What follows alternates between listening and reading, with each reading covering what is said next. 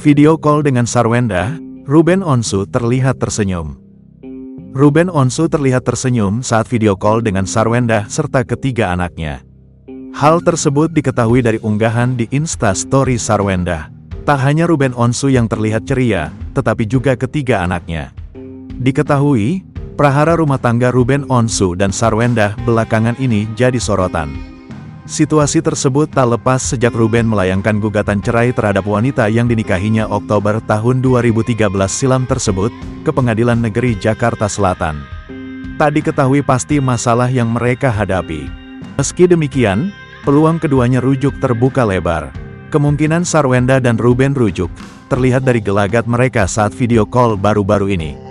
Pada layar Insta Story, Sarwenda, Betran Peto, Thalia, dan Tania berkomunikasi dengan Ruben Onsu lewat video call.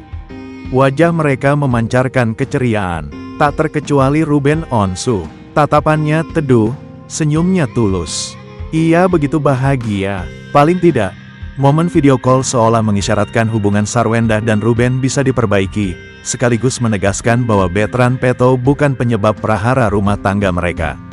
Tak hanya Sarwenda yang marah saat Betran Peto digosipkan yang tidak-tidak. Jordi Onsu, adik Ruben Onsu, meluapkan emosinya tahu sang keponakan difitnah oleh oknum netizen yang tak bertanggung jawab.